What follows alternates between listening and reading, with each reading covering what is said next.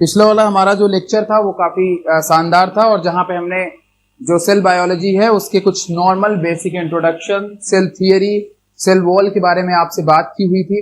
आज के इस वीडियो में मैं आपसे बात करूंगा सेल वॉल की जो हमारे डिफरेंसेस है, बेसिकली बैक्टीरियल सेल वॉल और जो हमारा प्लांट सेल वॉल है उसके बारे में, प्लांट की जो सेल वॉल है उसके बारे में हम लोग बेसिक डिफरेंसेस देखेंगे।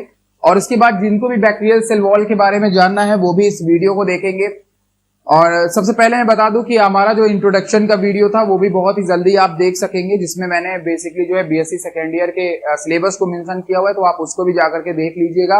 और जो कल का वीडियो है, जो भी बच्चे आज का वीडियो देख रहे हैं सेल बायोलॉजी का, वो ये जानने की सेल बायोलॉजी का दूसरा पार्ट है। पहला पार्ट जो है वो हमने कल पढ़ाया हुआ था आपको, तो आप उसको एक बार जरूर देखिएगा। वो कमाल का वीडियो है जहां पे सेल थियरी वगैरह के बारे में मैंने आपको बताया हुआ है। तो सबसे पहले जो है आज हम यहाँ पे जो बताने वाले हैं आपको, वो प्रोकैरियोटिक सेल वॉल और यूकैरियोटिक सेल वॉल के बीच में क्या बेसिक डिफरेंसेस हैं, इसके बारे में सबसे पहले हम लोग बात करेंगे। तो यहाँ पे हम लोग जो सबसे पहले बात करने वाले हैं आपसे इसमें हम लोग सबसे पहले बात करेंगे प्रोकैरियोटिक जो हमारी सेल है उसके सेल वॉल के बाद। उसके बाद हम लोग बात करेंगे जो हमारे यूकैरियोटिक में सेल वॉल होती है उसके बारे में, दोनों में क्या बेसिक डिफरेंसेस हैं इसके बारे में बात करेंगे। जैसा कि पिछले लेक्चर पे हम लोगों ने बात की हुई थी कि सेल वॉल जो है वो बेसिकली अगर हम लोग देखें एनिमल सेल में, एनिमल सेल के अंदर वो हमें एब्सेंट दिखाई दी थी, अनडेवलप्ड दिखाई दी थी। लेकिन यहाँ पे जो हमारा बैक्टीरियल सेल वॉल है, बैक्टीरियल सेल है, उसके अंदर हमें सेल वॉल जो है वो दिखाई देती है। तो यहाँ पे जो सेल वॉल है, तो दोनों सेल वॉल होती है, चाहे बैक्टीरियल सेल की बात करूं, प्रोटिस्टा की बात करूं, चाहे फिर मैं यूकैरियोटिक सेल की बात करूं, प्रोकैरियोट यूकैरियोट दोनों में सेल वॉल होती है। लेकिन जो दोनों का जो केमिकल कंपोजिशन होता है, जो दोनों का केमिकल कंपोजिशन होता है, वो दोनों में क्या होता है, अलग अलग तरह का होता है। दोनों के अंदर जो केमिकल कंपोजिशन होता है वो अलग अलग तरीके का होता है। जैसे जो हमारा बैक्टीरियल सेल वॉल होती है वो किससे बनी होती है, पेप्टिडोग्लाइकन। किससे बनी होती है, पेप्टिडोग्लाइकन से बनी होती है, और इसी को हम लोग एक नाम देते हैं म्यूरिन। तो इलाहाबाद स्टेट यूनिवर्सिटी के जितने बच्चे हैं जो ये देख रहे हैं या फिर जो देखेंगे, वो ये ध्यान रखें कि जो म्यूरिन होती है, ये आपसे अगर आपका पेपर ऑब्जेक्टिव होता है, ठीक है, फिर फर्स्ट ईयर के सिलेबस में भी है, सेकंड ईयर के सिलेबस में भी, तो अगर आपका पेपर ऑब्जेक्टिव है तो इस चीज को ध्यान में रखिएगा कि ये सवाल आपसे जरूर पूछ लेगा वो, ठीक है। उसके बाद यहाँ पे अगर हम बात करें कि सेल वॉल का काम क्या होता है यार, तो सिंपली सी बात है, आपकी घरों के दीवालों का क्या काम होता है। देखो, एक है हमारा घर का दीवाल और एक है हमारी, एक घर का दीवारें हैं जो चारों तरफ है हमारे, और एक हमारा क्या है, गेट है। तो गेट को जो है हम लोग बेसिकली मान लेते हैं अपनी प्लाज्मा मेम्ब्रेन, और जो हमारा जो सेल वॉल है उसको हम, हमारी जो घर की जो दीवारें हैं उसको हम क्या मान लेते हैं, उसको हम नॉर्मली मान लेते हैं सेल वॉल।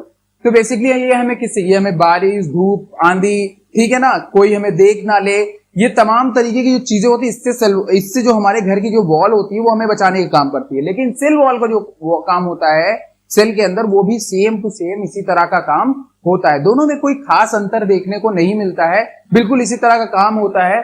और यहाँ पे ये क्या करते हैं इनको, कि आप बैक्टीरिया को किल करने के लिए क्या करते हो, बैक्टीरिया को किल करने के लिए बेसिकली आप एंटीबायोटिक्स का इस्तेमाल करते हो। किसका इस्तेमाल करते हो, एंटीबायोटिक्स का इस्तेमाल करते हो। तो ये जो एंटीबायोटिक्स होते हैं, जैसे एक बहुत ही फेमस एंटीबायोटिक्स है जिसका नाम है पेनिसिलिन, ठीक है ना।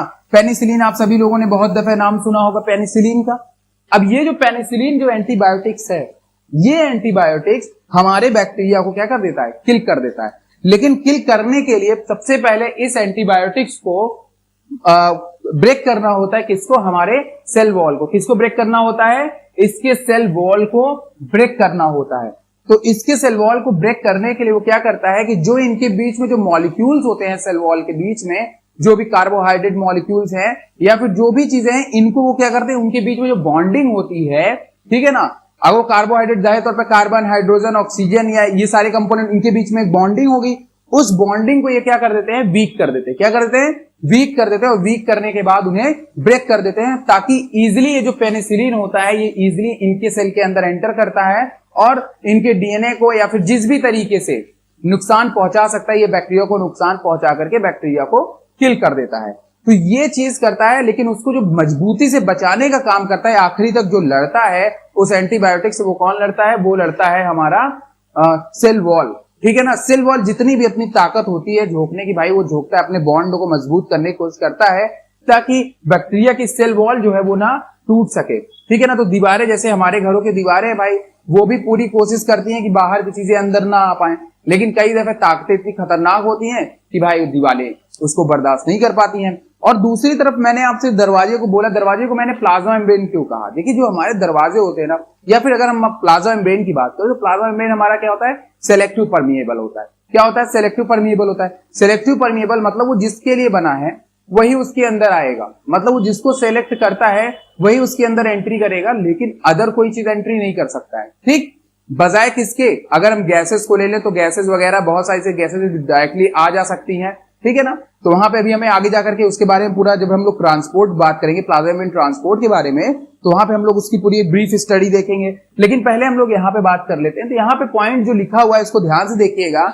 यहाँ पे लिखा हुआ है the antibiotic penicillin can kill bacteria, ठीक है, can kill bacteria by preventing the cross linking of peptidoglycan and this cause the cell wall to weaken and breakable. ठीक है ना, ये क्या कर देती हैं, जो ये मॉलिक्यूल है हमारे पेप्टिडोग्लाइकन, इनको क्या कर देती हैं? वीक कर देती हैं, जिसके कारण ये ब्रेक हो जाते हैं।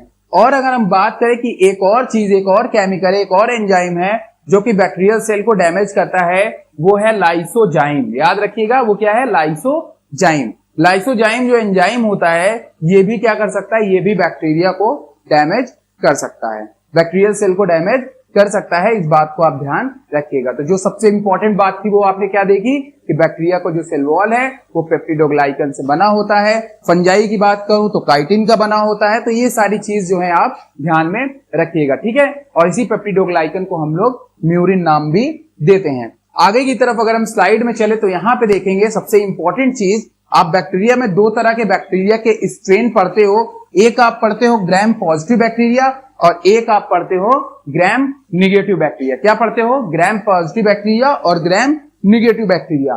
तो मैं ऊपर क्या है लिखा है उसके पहले अगर हम लोग यहाँ पे ध्यान दें तो ये जो ये वाला स्ट्रक्चर है, ये स्ट्रक्चर किसका है? ये स्ट्रक्चर है ग्राम निगेटिव बैक्टीरिया का। और दूसरी तरफ जो स्ट्रक्चर है वो स्ट्रक्चर किसका है? ग्राम पॉजिटिव बैक्टीरिया का स्ट्रक्चर है। दोनों में अंतर आपको दिख रहा होगा कि यहाँ पे जो आप देख रहे हो, यहाँ की जो सेल वॉल है, इसकी जो सेल वॉल है, ग्राम पॉजिटिव बैक्टीरिया की जो सेल वॉल है, वो सेल वॉल हमारी कैसी है? थोड़ी मोटी है। जबकि अगर हम बात करें ग्राम निगेटिव बैक्टीरिया की तो इसकी सेल वॉल क्या है? पतली है। मतलब इसकी जो पेप्टिडोग्लाइकन वाली जो सेल वॉल है वो ग्राम निगेटिव की, वो कैसी है? वो हमें पतली दिखाई दे रही है, थिन दिखाई दे रही है। जबकि अगर हम ग्राम पॉजिटिव बैक्टीरिया की तरफ देखें तो उसकी जो सेल वॉल है वो हमें काफी थिक दिखाई दे रही, मोटी दिखाई दे रही है। अगर हम बात करें तो यहाँ पे हमें लिपोपॉलीसैकेराइड की भी लेयर दिखाई दे रही है। क्या दिखाई दे रही है? लिपोपॉलीसैकेराइड, ठीक है। ये जो लेयर है ये लिपोपॉलीसैकेराइड की भी लेयर हमें दिखाई दे रही है, जबकि ग्राम पॉजिटिव के अंदर हमें ये दिखाई नहीं दे रहे। तो ये किसके बीच में डिफरेंसेस हैं? ये डिफरेंसेस हैं बेसिकली हमारे ग्राम पॉजिटिव और ग्राम नेगेटिव बैक्टीरिया की। हैं दोनों बैक्टीरिया ही, लेकिन दोनों में बेसिक अंतर दोनों के सेल वॉल में देखने को मिलता है। Right, clear? सबको समझ में आ गया? तो यहाँ पे यही चीज लिखी हुई है, there are broadly speaking two different type of cell wall in bacteria called the gram positive and gram negative. Gram positive bacteria have a thick cell wall, gram positive bacteria have a thick cell wall. तो इस बात को आप हमेशा ध्यान में रखिएगा। जब और किससे बनी होती है? पेप्टिडोग्लाइकन, जैसा कि मैंने पहले ही बता दिया। दूसरी तरफ यहाँ पे देखिए इसमें टिकोइक एसिड का भी अमाउंट होता है, किसमें? ग्राम पॉजिटिव में। अगर हम बात करें ग्राम निगेटिव के अंदर तो इनकी जो सेल वॉल होती है वो कैसी होती है? वो थिन होती है, consisting of few layer of peptidoglycan. और इसमें कुछ कुछ लेयर पेप्टिडोग्लाइकन की होती हैं surrounded by second lipid membrane. यहां पे हमें कैसी मेम्ब्रेन दिखाई देती है? Second lipid membrane. ये देखिए यहां पे हमें दो लिपिड मेम्ब्रेन दिखाई दे रही हैं। तो ये भी बेसिक डिफरेंसेस है gram positive gram negative bacteria के सेल वॉल में। ठीक है, अब आगे की तरफ हम चलते हैं, ध्यान से सुनते रहिएगा। आगे की तरफ यहाँ पे चलते हैं तो अब इस तरफ जो आपको दिखाई दे रहा है यहाँ पे मैं आपको दिखा दूं तो यहाँ पे सबसे पहले अगर आप देखिए तो ये क्या चीज है? ये हम लोगों ने क्या चीज जानते हैं? ये है हमारा, सबसे पहले देखिए ग्लाइकोकैलिक्स। ग्लाइकोकैलिक्स जो होता है वो हमारा क्या है? कार्बोहाइड्रेट रिच कंपाउंड है, जो कि कैप्सूल, जो बैक्टीरिया का जो अभी आपने सेल देखा हुआ था, बैक्टीरिया की जो सेल आपने देखी हुई थी, उस बैक्टीरियल सेल में क्या था? बैक्टीरियल सेल में सबसे ऊपर क्या होता है? उसका कैप्सूल होता है, ठीक है ना। वो जो कैप्सूल होता है वो किससे बना होता है? वो होता है ग्लाइकोकैलिक्स से बना होता है। ठीक है, इसको भी आप ध्यान में रखेंगे। और ये भी जो है जब हम लोग एंटीबायोटिक का इस्तेमाल करते हैं तो कहीं ना कहीं ये भी हमारी डैमेज होती है। तो ग्लाइकोकैलिक्स क्या होता है? Glycocalyx is carbohydrate enrich coating. Carbohydrate enrich coating नाम से क्लियर है। ग्लाइको, क्या नाम है? ग्लाइको। तो ये कार्बोहाइड्रेट से बना कंपाउंड होता है जो कि किसके? बैक्टीरियल सेल के चारों तरफ मौजूद होता है, उसके आउटसाइड में ये मौजूद होता है। ठीक है, आगे की तरफ देखें, cell wall term capsule. Cell wall में हम लोग इसे कैप्सूल का नाम देते हैं। ठीक है, इस चीज को भी आप ध्यान में रखिएगा। आगे की तरफ देखते हैं यहाँ पे क्या लिखा हुआ है। तो यहाँ पे लिखा हुआ है most bacteria have gram negative cell wall and only the firmicutes and actinobacteria. ठीक है, ये हमारे क्या होते हैं? बेसिकली ग्राम पॉजिटिव बैक्टीरिया होते हैं। ठीक, आगे की तरफ चलते हैं। यहाँ पे आप ग्लाइकोकैलिक्स को ध्यान में रखिएगा। अब हम लोग यहाँ पे बात करते हैं हमारे बैक्टीरिया के प्लाज्मा मेम्ब्रेन की। प्रीवियस लेक्चर में हम लोगों ने क्या मेंशन किया हुआ था? प्रीवियस लेक्चर में हम लोगों ने मेंशन किया था, जब हम लोग पढ़ रहे थे बेसिक डिफरेंस बिटवीन किसके किसके बीच में? Prokaryotic cell and eukaryotic cell. Basic differences between prokaryotic cell and eukaryotic cell की जब हम लोग बात कर रहे थे तो उस वक्त हमने ये देखा हुआ था कि हमारा जो बैक्टीरिया का जो प्लाज्मा मेम्ब्रेन होता है वहां पे एक बेसिक डिफरेंसेस जो हमें दिखाई दिया था वो स्टीरोल दिखा था। क्या दिखा था? स्टीरोल। जो बैक्टीरियल सेल होती है उसके अंदर स्टीरोल क्या होता है? एब्सेंट होता है। बट अगर हम प्लांट सेल की बात करें तो उसके अंदर ये हमें प्रेजेंट दिखाई था। बैक्टीरियल सेल में तो एब्सेंट होता है, बट अगर हम बात करें माइकोप्लाज्मा, ध्यान रखिएगा, अगर हम बात करें माइकोप्लाज्मा की तो माइकोप्लाज्मा के अंदर स्टीरोल प्रेजेंट होता है। बैक्टीरियल सेल में एब्सेंट है, ये देख लो यहाँ पे, sterol is absent in bacteria but present in mycoplasma. इसको आप ध्यान में रखिएगा। इन मेनी बैक्टीरिया हिपेनॉइड्स या hopanoids are present in role and structure are like sterol. Bacteria में जो स्टीरोल का रोल होता है, ठीक है ना, जैसे बैक्टीरिया के अंदर तो स्टीरोल नहीं पाया जाता है, लेकिन बैक्टीरिया के अंदर एक अदर केमिकल पाया जाता है जिसको हम लोग होपेनॉइड्स कहते हैं।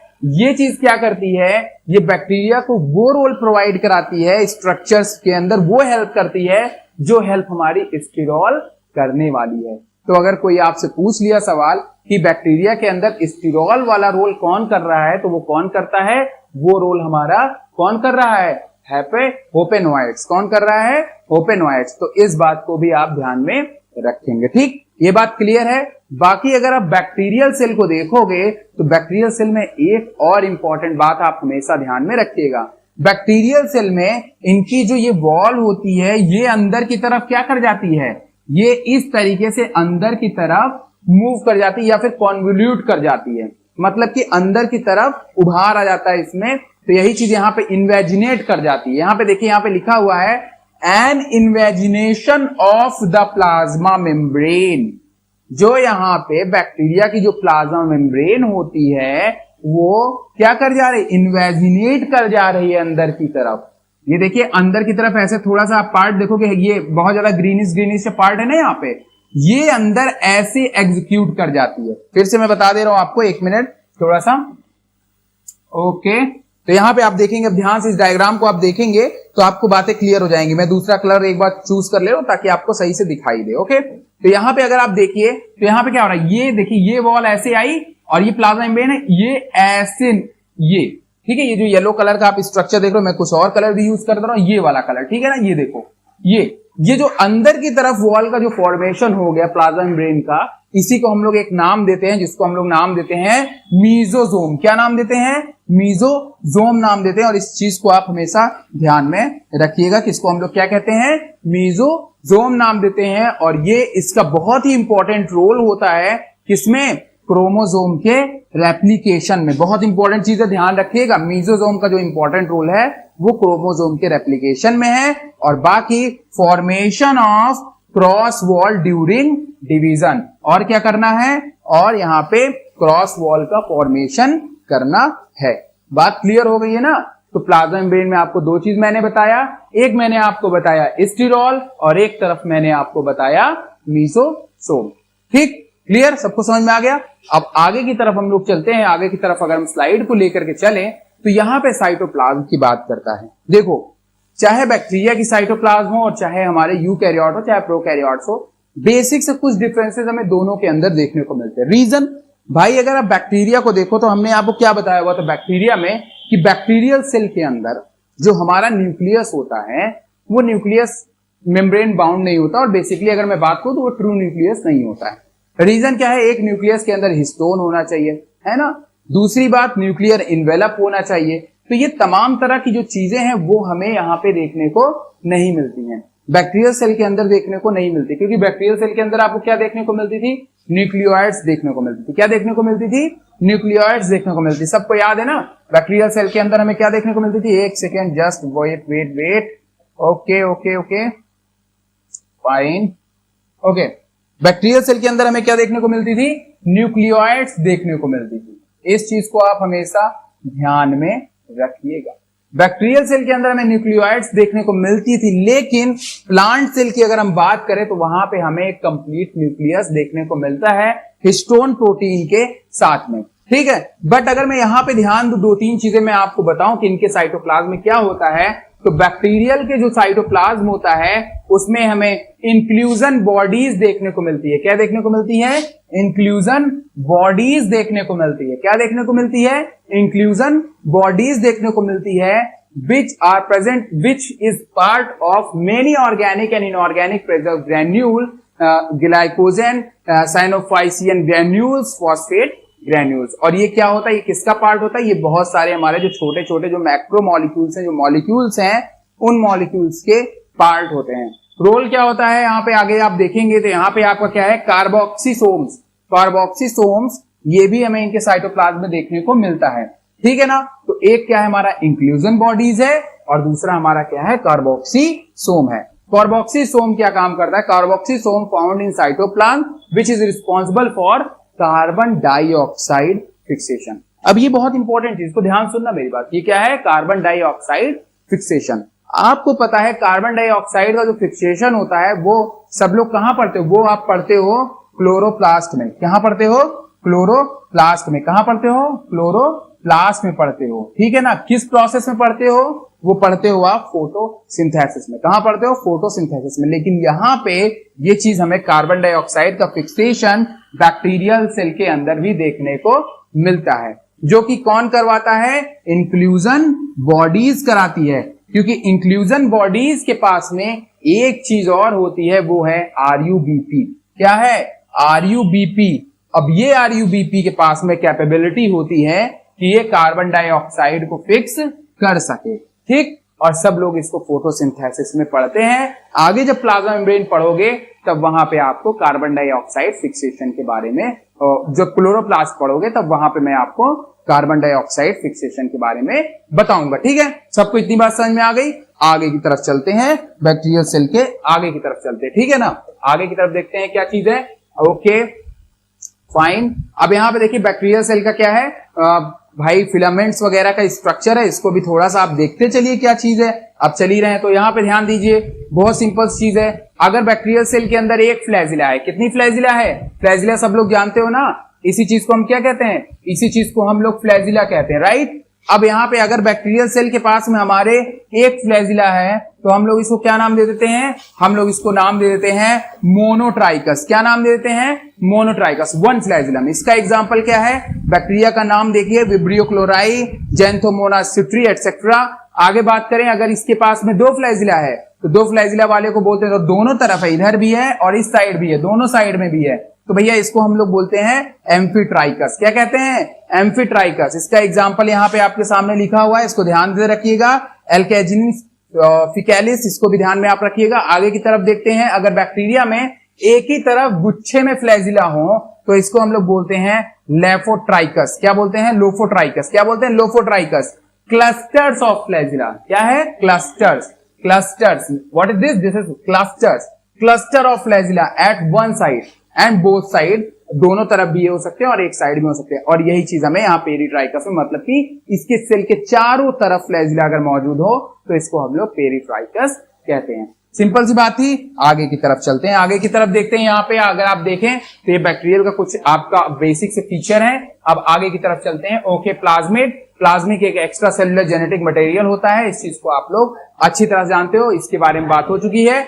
अब यहाँ पे हमारा आ गया प्लांट सेल वॉल। जैसा कि मैंने कहा कि हम लोग इस वीडियो में सेल वॉल के बीच में क्या बेसिक से डिफरेंसेस हैं इसके बारे में बात करने वाले हैं। तो यहाँ पे हमने सबसे पहले बैक्टीरियल सेल का देख लिया, बैक्टीरियल सेल की सेल वॉल को हमने देख लिया, ग्राम पॉजिटिव में भी देख लिया और ग्राम निगेटिव में भी देख लिया था ना। सब लोग देख लिया। पहले ही बता दिया, जो अभी लोग जुड़ रहे हैं वो भी ध्यान दें कि पहले ही आपको बता दिया गया है ये सब चीज, इसी वीडियो में पहले ही आपको बता दिया गया है, तो आप उसको भी जाकर के देख लेंगे। बाकी वीडियो पड़ा रहेगा, आप किसी भी वक्त देख सकते हैं। आगे अगर मैं आपको यहाँ पे बात करूं तो यहाँ पे आपके सामने क्या है कि प्लांट जो सेल वॉल होती है वो 3 चीजों से मिल करके बनी हुई होती है। ठीक है, सेल वॉल, ये किसकी सेल वॉल है? यूकैरियोट्स की। यूकैरियोट्स में किसकी? प्लांट की सेल वॉल है। किसकी सेल वॉल है? प्लांट की सेल वॉल है। क्लियर? अब प्लांट सेल वॉल जो है वो बेसिकली 3 चीजों से मिलकर के बनी हुई है। क्या क्या है 3 चीजें? एक है हमारा कार्बोहाइड्रेट, एक है हमारा पैक्टिन और एक है हमारा सेल्यूलोज। कौन कौन सी 3 चीजें हैं? Carbohydrate, pectin and cellulose. Clear? सबको बात क्लियर है इतनी?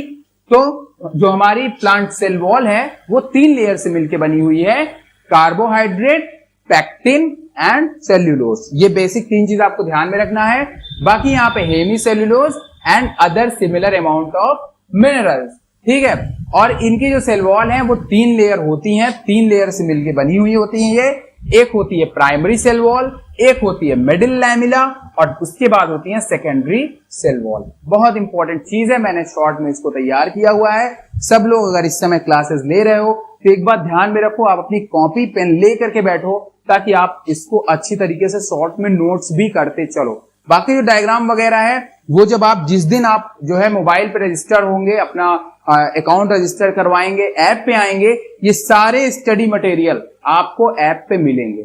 सारे स्टडी मटेरियल, जितनी भी चीज आप देख रहे हो, जो भी स्लाइड डायग्राम आप देख रहे हो ना, ये सब के सब आपको ऐप पे मिलेंगे।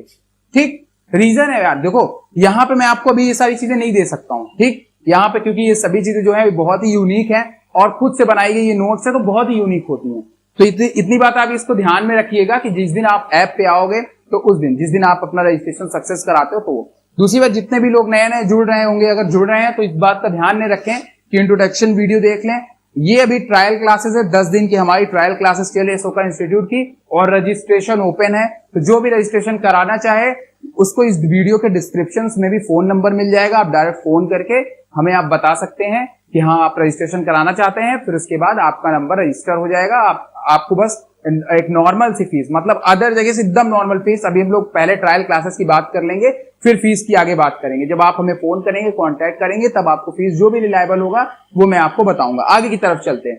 खैर, यहाँ पे सबसे पहले अगर हम लोग देखें तो यहाँ पे हमने बताया कि जो हमारी सेल वॉल है वो 3 तरह की सेल वॉल को हमने यहाँ पे बताया हुआ है। सबसे पहले क्या है हमारी सेल्यूलोज, पैक्टिक, पॉलीसैकेराइड और स्ट्रक्चरल प्रोटीन। जो हमारी पहली सेल वॉल होती है वो इन चीजों से मिलकर बनी होती है। किससे?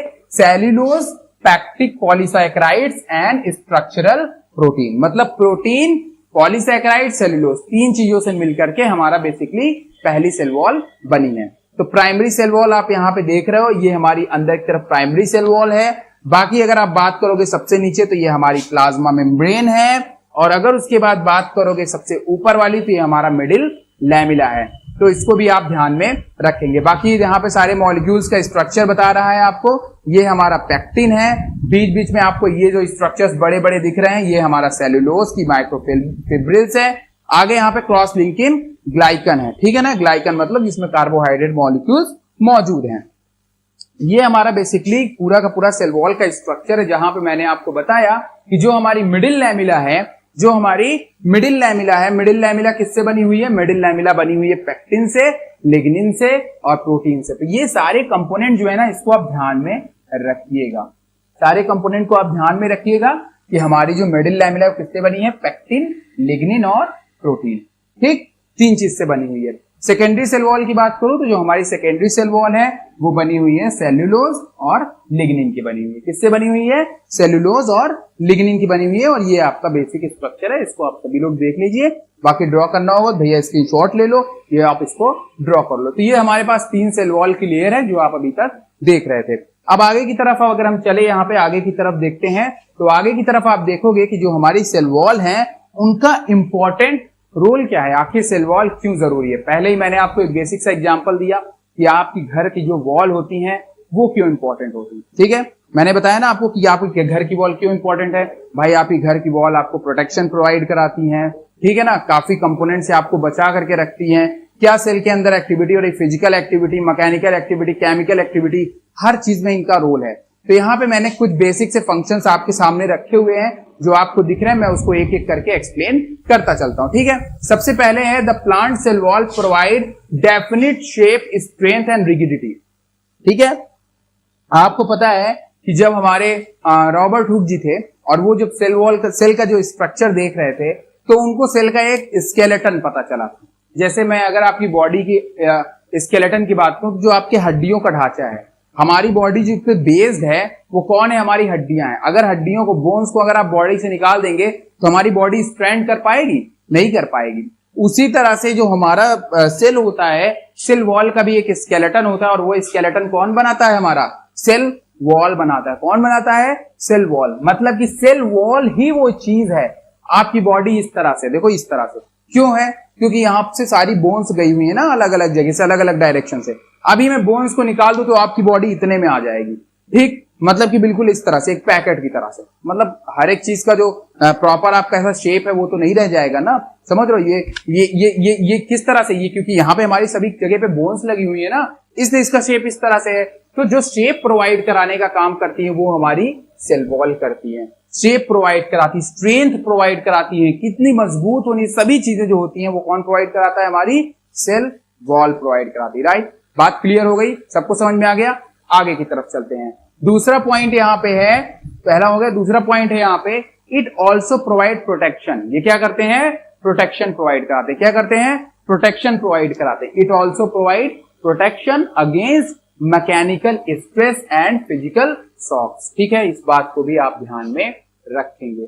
जैसे कि मान लो यार कि आपकी बॉडी का, मैंने बताया था शुरू में ही कि जो हमारी सेल होती है वो मैकेनिकल, केमिकल, हर तरीके से रोल प्ले करती है। तो यहां पे भी क्या है कि जो हमारी सेल वॉल है ये क्या कर रही है कि protection against mechanical stress. Stress क्या होता है आपको पता है ना, कि अगर अभी आप क्या करो कि जैसे कोई ऐसा ले लो और ऐसे इससे मारो, ठीक है ना, तो ये किस पे पड़े? सेल पे पड़ रही ना। और सेल की सबसे ऊपर की तरफ कौन सा चीज मौजूद है? वो मौजूद है हमारी सेल वॉल मौजूद है। क्या मौजूद है? सेल वॉल मौजूद है। तो ये जो हमारी सेल वॉल होती है ये क्या कर रही है? प्रोटेक्शन करती है। भाई आपका बॉडी जो है बाहर से टेम्परेचर बदल रहा है, ठीक है, कभी कम हो रहा है, कभी ज्यादा हो रहा है टेम्परेचर, तो उसके अकॉर्डिंग भी क्या कर रही है? मैकेनिकल स्ट्रेस को बर्दाश्त कर रही है, ठीक है ना, अपने अकॉर्डिंगली उसको, मतलब उसके अकॉर्डिंगली अपने आप को ढाल रही है। तो ये मैकेनिकल स्ट्रेस को भी ढालती है। साथ में फिजिकल शॉक्स, अगर आप उसको खुद कुछ ऐसा नुकसान पहुंचाते हो तो भी ये सब चीजें इस तरह से सेल हमारी प्रोटेक्शन करती है। उसके बाद तीसरा पॉइंट है, it help to control cell expansion due to intake of water. बहुत इंपॉर्टेंट चीज है। जब आप प्लांट फिजियोलॉजी पढ़ते हो, जब आप प्लांट फिजियोलॉजी पढ़ते हो तब आप एक टॉपिक पढ़ते हो, क्या पढ़ते हो? तब आप एक टॉपिक पढ़ते हो ट्रांसपैरेशन। उसके बाद और भी टॉपिक पढ़ते हो एसेंट ऑफ सैप। तो वो टॉपिक किसमें मदद करती है? वो टॉपिक आप में मदद करती है, किस चीज में मदद करती हैं? कि भैया हमारे जब बॉडी के, हमारे सेल के अंदर वाटर का कंसंट्रेशन बढ़ जाता है, वाटर का कंसंट्रेशन बढ़ जाता है तो वो higher concentration to lower concentration move करती है। तो वो वाटर का जो मूवमेंट होता है उसको भी सेल वॉल क्या करती हैं? कंट्रोल करती हैं, एक्सपेंशन करती हैं, इनटेक ऑफ वाटर, या फिर अगर सेल वॉल के अंदर वाटर का, सेल के अंदर वाटर का कंसंट्रेशन कम हो जाए तो वो क्या करती हैं? बाहर से वाटर को एब्जॉर्ब करने में भी मदद करती हैं ताकि सेल वॉल के अंदर वाटर की कमी ना होने पाए। तो ये भी पॉइंट बहुत इंपॉर्टेंट है। उसके बाद दूसरा point, loss from the cell. ठीक है ना, जैसा कि मैंने कहा अगर सेल के अंदर वाटर कंसंट्रेशन बढ़ जाता है तो उसको भी वो क्या करती हैं? बाहर निकालने का काम करती हैं। Also help in preventing water, sorry, ये क्या करती हैं कि अगर बढ़ गया है तो, अगर बढ़ गया है तो, ठीक है ना, अगर सेल वॉल के अंदर, अगर सेल के अंदर वाटर का कंसेंट्रेशन बढ़ गया है तब तो भाई वो उसको कंट्रोल करेंगे कि पानी बाहर ना जाए। बट अगर कंडीशन ऐसी है कि मतलब बढ़ गया तो पानी बाहर जाए, ठीक है, अगर ऐसी कंडीशन आ जाए कि नॉर्मल कंडीशन है तो ये सेल वॉल के अंदर से वाटर को बाहर जाने से रोकती है, वाटर के लॉस को रोकती है। It is responsible for transporting substances between across the cell. भाई हमारे सेल के आर पार किसी भी चीज को जाना आना है तो वो किस पे डिपेंड करेगी? सेल वॉल और प्लाज्मा मेम्ब्रेन पे डिपेंड करेगी। बात क्लियर है, इसमें कोई खास पॉइंट नहीं। आगे की तरफ चलते हैं। It act as barrier between interior cellular component and the external environment. ये आपको पता है यार, हमारे जो सेल होती है, हमारी जो सेल होती है, सेल के अंदर बहुत सारे ऐसे ऑर्गेनेल होते हैं जो कि बहुत सेंसिटिव होते हैं, ठीक है ना। बहुत सेंसिटिव मतलब कि कुछ खास नहीं होते हैं, मतलब कि छोटे मोटे चीजें जैसे शॉक्स हो गए या फिर बहुत सारी ऐसी चीजें हैं जिनसे उनको नुकसान पहुंच सकता है। तो ये जो हमारी सेल्स होती हैं, ये जो हमारे सेल ऑर्गेनेल्स होते हैं, ये सेल ऑर्गेनेल क्या करते हैं कि इसको कहीं ना कहीं बाहर से जो इन्वायरमेंटल चेंजेस हो रहे हैं उससे हमारे अंदर के सेल ऑर्गेनेल वगैरह को बचाने का काम करते हैं। क्लियर? इतनी बात सबको समझ में आ गई। ये हमारे प्रॉपर सेल वॉल के बीच में डिफरेंसेस थे और बाकी सेल वॉल के फंक्शन थे। अब सेल वॉल का जो फंक्शन है वो फिर चाहे कोई भी सेल हो, फंक्शन कुछ इसी तरीके का होता है सभी के अंदर। ये सेल वॉल का बेसिक फंक्शन है, ये सेल वॉल का एक सबसे मतलब कह सकते हो कि यूनिवर्सल फंक्शन है। ये काम ये करते ही हैं, अगर वो सेल वॉल है तो ये काम वो करेगी।